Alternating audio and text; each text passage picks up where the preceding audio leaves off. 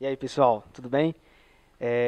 Nós coletamos aqui, depois da eleição de domingo, coletamos alguns dados aí a respeito da eleição, né, da formação da Câmara e do Senado, e a gente resolveu gravar um vídeo mostrando para você como que vai ser a governabilidade aí de um candidato ou de outro, né? Se o Bolsonaro ganhar, como que pode ser essa Câmara para ele?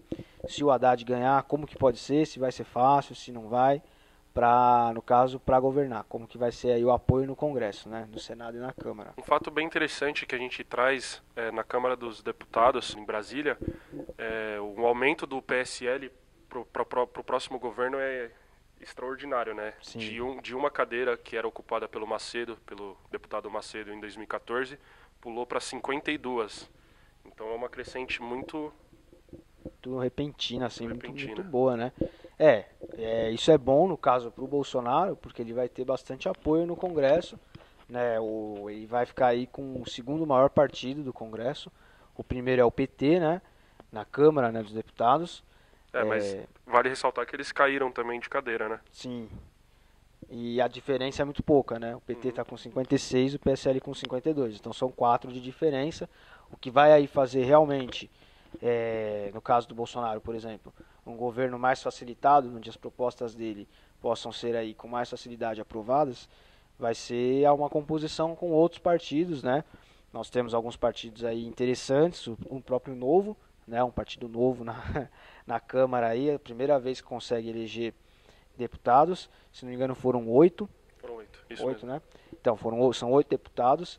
Então assim, pelo menos no âmbito da economia, né, nas propostas econômicas aí do Paulo Guedes, do Bolsonaro, vai haver um apoio maciço do novo, é o que se espera, né, em relação assim, a privatizações, desoneração, uma possível nova reforma trabalhista, aí vai depender do jogo político, né, como que vão ser aí os próximos 4 anos.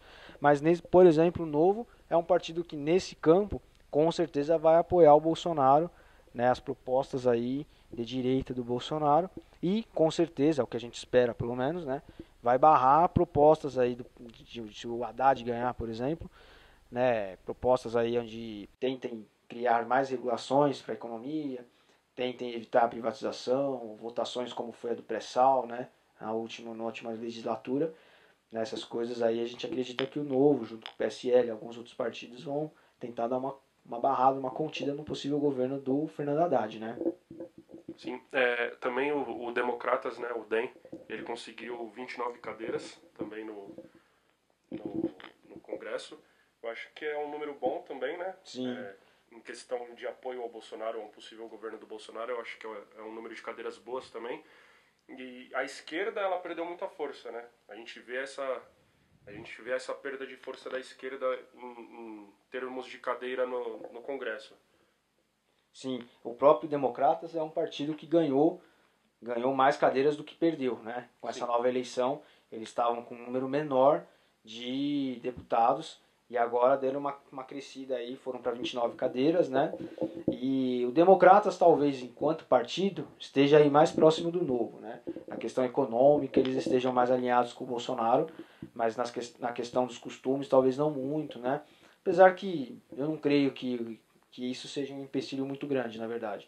Acho que a principal meta do governo Bolsonaro, como ele mesmo já disse, no programa Roda Viva, no final da entrevista, é o legado que ele quer deixar para o Brasil, é uma economia realmente liberal, algo totalmente novo na nossa história. A gente nunca teve isso, né? Liberalizar a economia, algo semelhante ao que o Trump tem feito nos Estados Unidos. Menos carga tributária, né? Aqui no caso a gente tem uma CLT, que é uma lei antiga, uma lei do regime fascista que foi traduzido para o português e implantado por a Getúlio Carta do Vargas, Laboro, né? Carta da Lavoura, exatamente, né? No livro Guia Politicamente Incorreto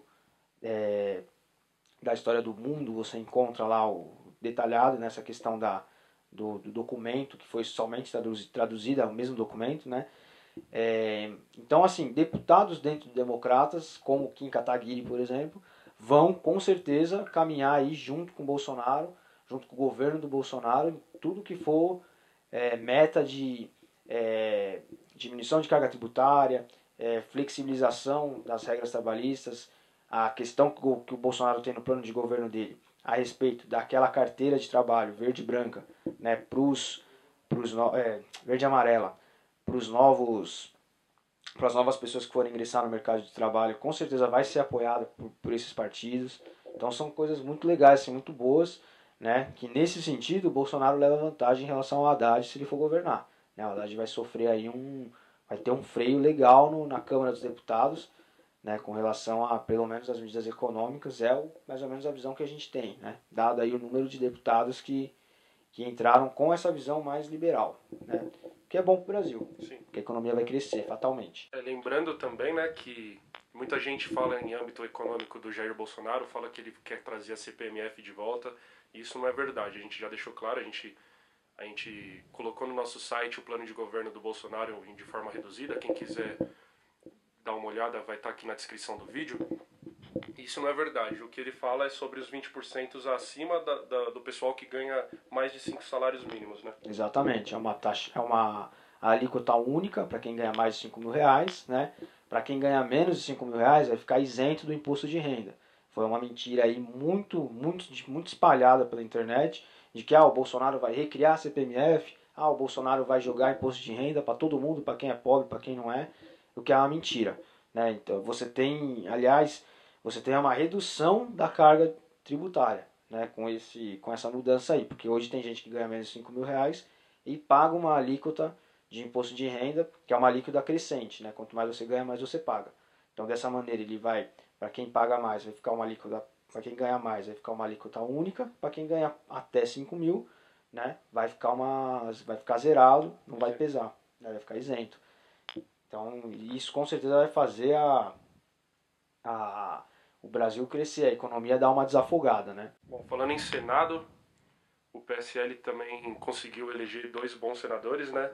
O primeiro destaque vai para o Major Olímpio, que nas pesquisas estava em terceiro, meio que empatado com o Mara Gabrilli, e claro, a imprensa já colocando o Suplicy como um novo senador. Sim. E não foi isso que aconteceu, né?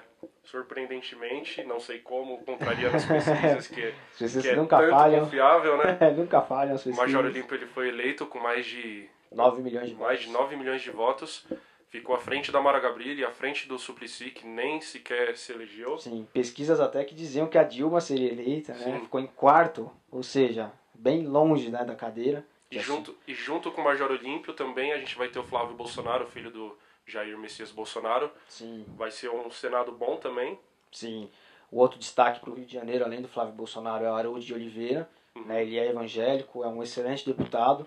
Ele encampou aí, num meio evangélico pelo menos, foi um dos primeiros que se ouviu dizer aí a respeito da questão do Gramsci, né? Do marxismo cultural, da infiltração nas escolas.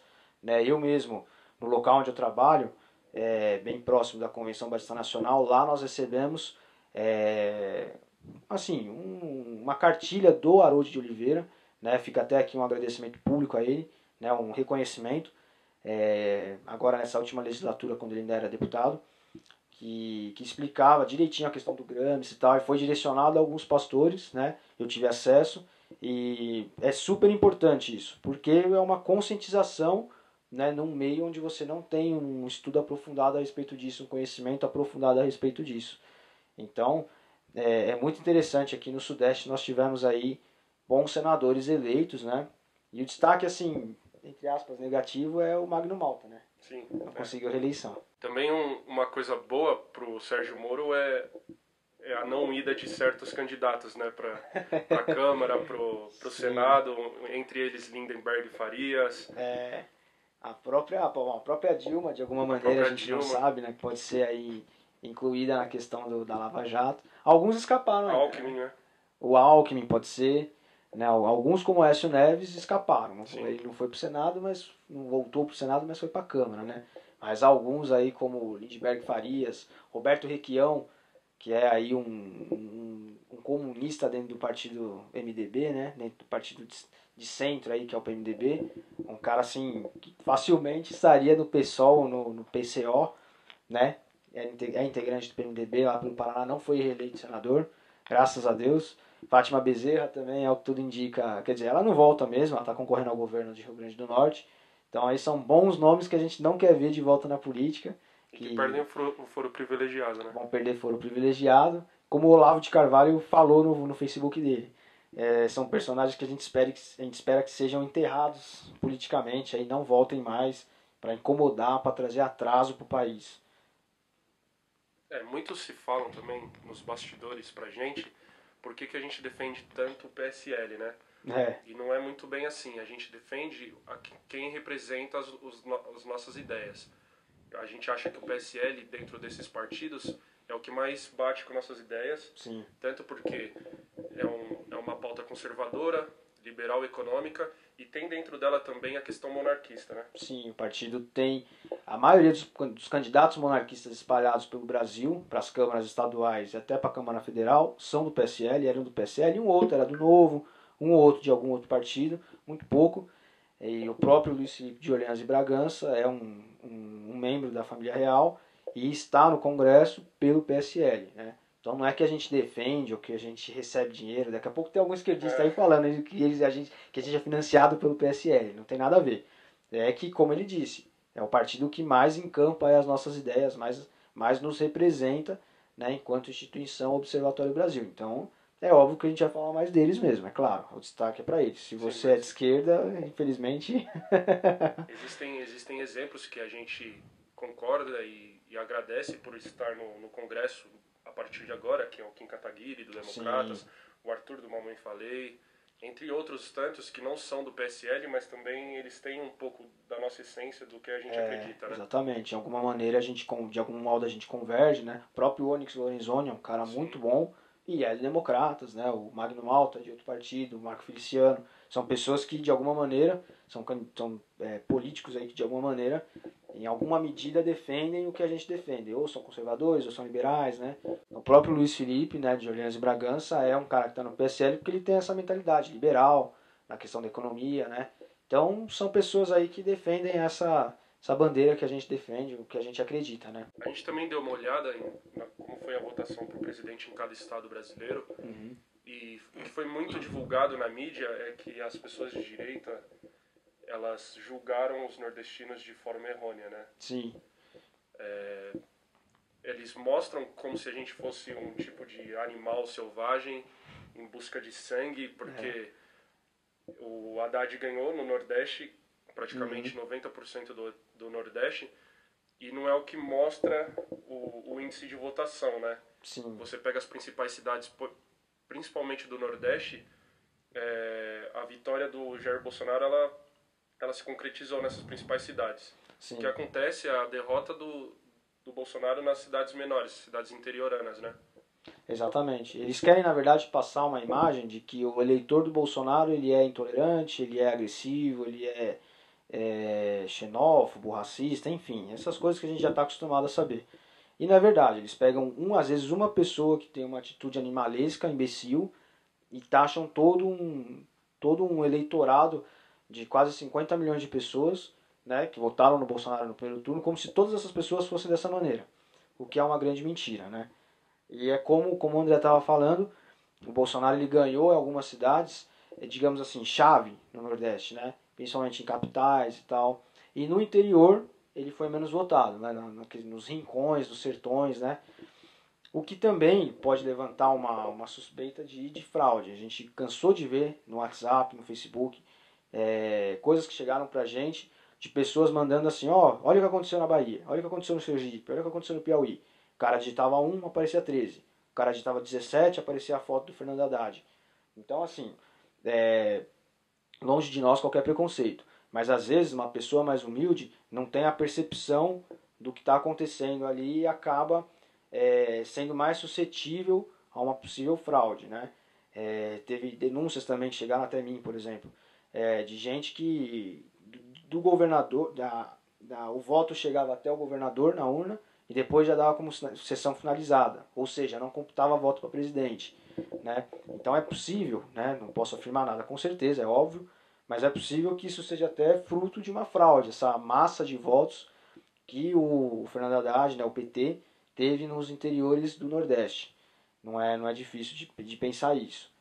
Mas, de todo modo, como o próprio Bolsonaro falou, a votação dele foi muito mais expressiva né, do que qualquer outro adversário que o PT teve aí nos últimos anos, né? O Lula ganhou disparado, a Dilma também. A gente viu o poder do PT, mesmo no Nordeste, nas outras eleições, chegava a 80% das intenções de voto, se concretizavam esses 80%, e foi diferente nessas eleições, né? O Bolsonaro, numa média, ele ficou com 40% de voto de no votos Nordeste. lá no Nordeste, que é excelente, assim. Bom, tudo bem porque a oposição que o PT fazia que o PSDB fazia ao PT é ridícula, né? É muito fraca, porque é a velha estratégia das tesouras, que está no nosso site até um artigo. Se você não entende muito bem o que é isso, vá lá e procure, porque é bem interessante você saber o que é a estratégia das tesouras. Mas eles nunca, na verdade, nunca brigaram nunca foi uma guerra ideológica, só uma guerra por poder. Então, o importante é que alguém da esquerda vencesse, não que houvesse realmente um debate democrático entre direita e esquerda.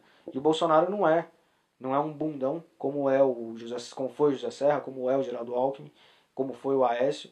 Ele é um cara que vai e fala a verdade, e isso conquista muita gente, né?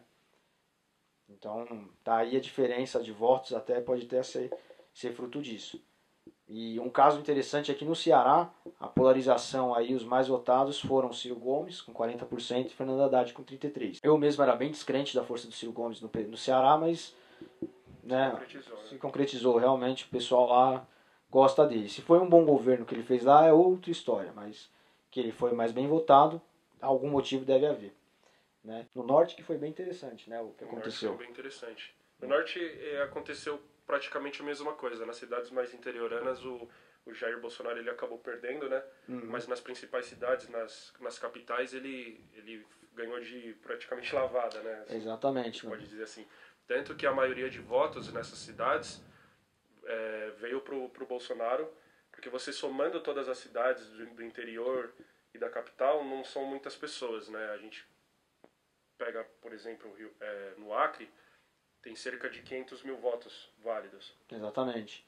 E pouquíssimas cidades, né? Se a gente for contar, dá 4, 5, 6, 7, 8, 9, 10, 11, 12, 15... Tem aí uma média de 20, 30 cidades dentro do estado. Né? No caso do Acre, o Haddad ganhou só em 4. Mas a população é muito pouca, né? Sim. A gente usa o estado do Acre como exemplo porque no estado do Acre ele teve 62% dos votos, né? Sim, isso dá 262 mil eleitores, né? Ou seja, isso é menor que, para quem conhece São Paulo, se você não é da cidade de São Paulo, isso daqui é menos do que menos do que os habitantes do bairro da Sapopemba, que é um bairro da Zona Leste aqui, sudeste de São Paulo, para você ter ideia. Então realmente não é um eleitorado muito grande, mas faz a diferença, né? No caso, o Amapá é um outro caso emblemático também. Ele ganhou em 4 cidades só no Amapá. O Haddad ganhou em todo o resto. E o Amapá deve ter aí também quase 30 cidades aqui, pelo que a gente vê no mapa.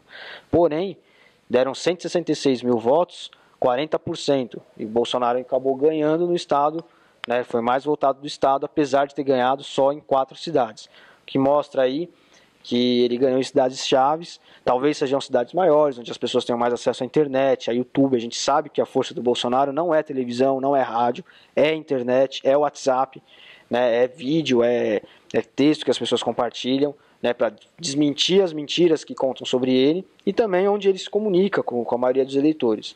Então talvez isso seja um motivo aí pelo qual ele ganhou, né, em poucas cidades, mas teve mais número de votos. Vale ressaltar também que se a gente tivesse um sistema de eleição igual ao dos Estados Unidos, o Bolsonaro ele já estaria eleito, né? Sim. Porque nos Estados Unidos, como a gente sabe, é uma eleição por colegiado, né? São zonas separadas e a soma daquela zona ela te dá a vitória. Então, se fosse esse sistema aqui no Brasil, o Jair Bolsonaro também já estaria eleito, né? Fossem os delegados, que é uma coisa interessante que aconteceu com o Trump lá. Ele teve, no total de votos, menos votos que a Hillary.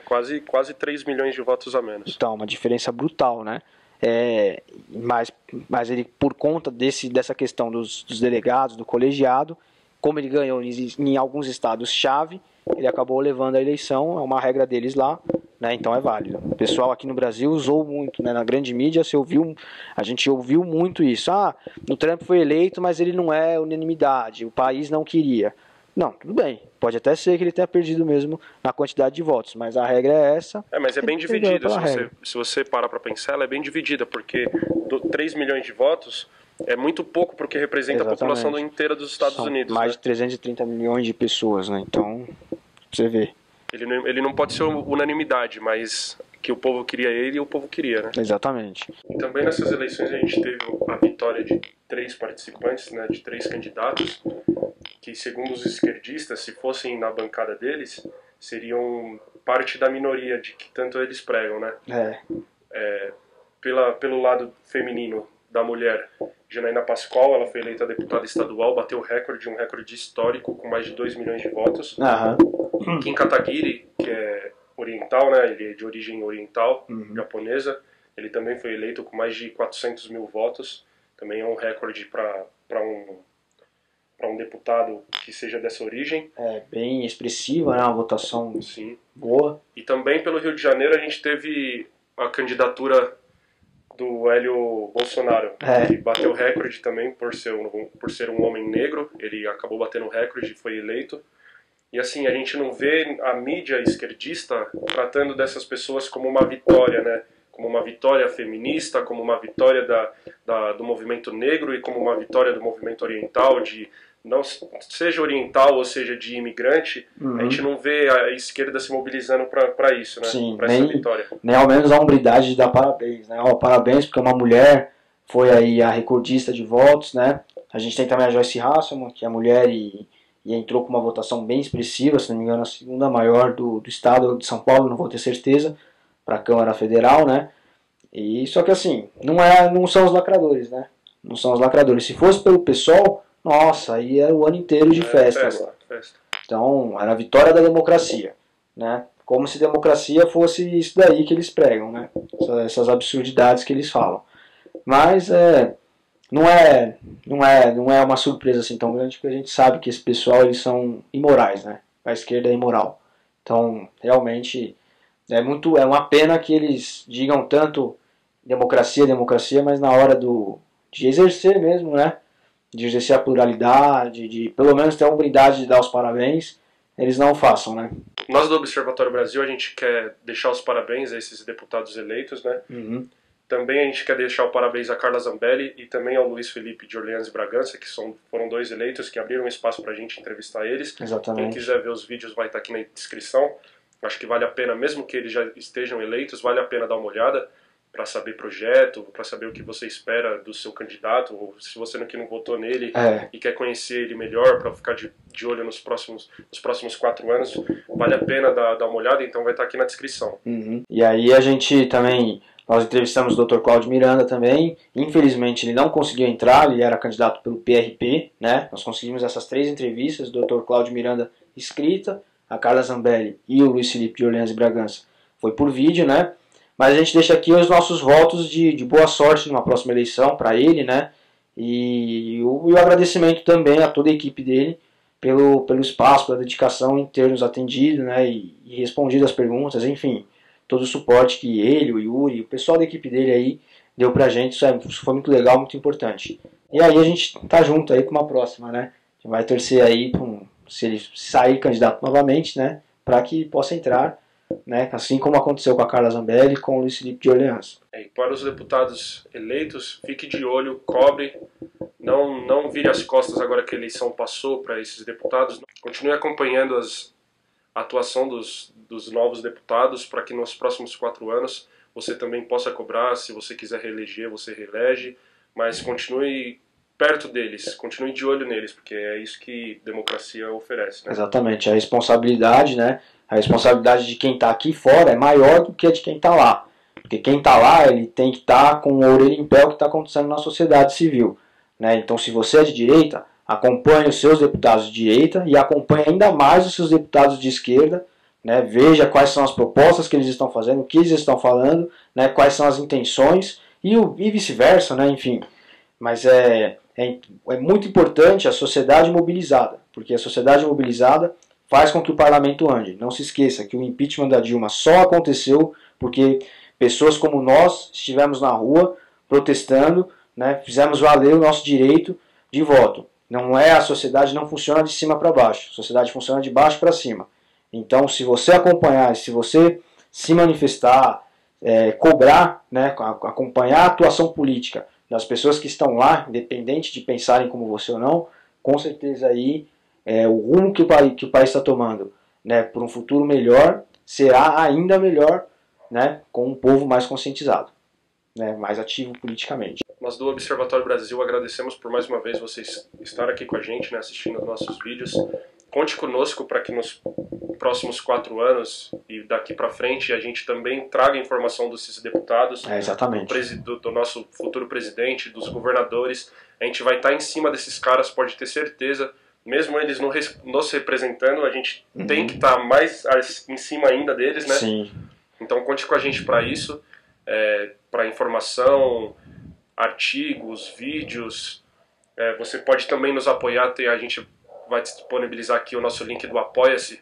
Quem quiser apoiar a gente para que nosso projeto continue é muito bom também, né? Verdade. Para que o projeto não pare. E curta, compartilha, se inscreva no canal, que isso fortalece bastante o nosso movimento. Dê sugestões, né? E, enfim, para que a gente possa te ajudar também a ficar de olho no que está acontecendo na vida política do país, a gente precisa do seu apoio, né? Para que a gente possa aí nos dedicarmos a cada vez mais dentro dessa atuação que a gente se propõe a fazer, né? Então, vale aí uma interação com a gente, tá bom? Lembrando que esse projeto não é só nosso, né? Esse projeto é seu também. Exatamente. Muito obrigado, pessoal. Falou, pessoal. Até a próxima. Tchau, tchau. Tchau.